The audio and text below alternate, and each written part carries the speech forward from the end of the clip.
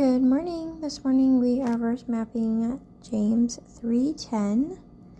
I'll read it first. Out of the same mouth proceedeth blessing and cursing. My brethren, these things ought not so to be. So usually when I verse map, I may look up words in the verse that may have a meaning other than what I think it is. And how I do that is I just go, like right here, there's a number, and that's a concordance number. You can also, on a Bible app, look it up in an interlinear Bible. But for today, this verse didn't really have any words that I didn't understand. I mean, blessing and cursing are pretty obvious.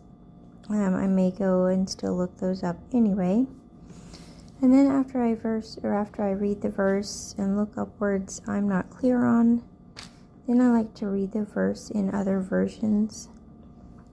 Again, this verse is pretty straightforward. So I did see in the Amplified Bible, it said we have a moral obligation to speak in a way that reflects God.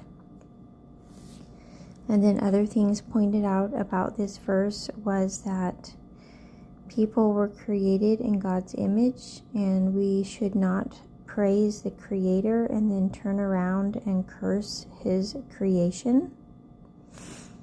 And then another source pointed out that cursing doesn't just mean gossiping, saying bad things about other people, but it also means like saying cuss words or bad words.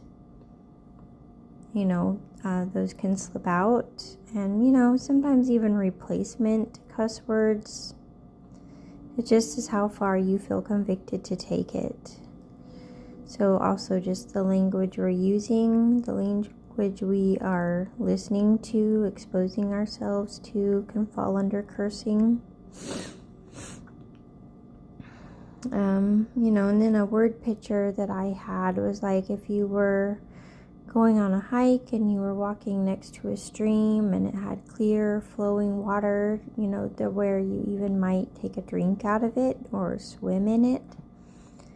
And then all of a sudden you see this like nasty brown stinky liquid in the water, like sludge.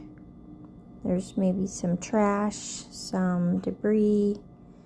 Then you would have a second thought about swimming in it and taking a drink out of it. So in this chapter, James has really pointed out that is the words that come out of our mouths. Like they are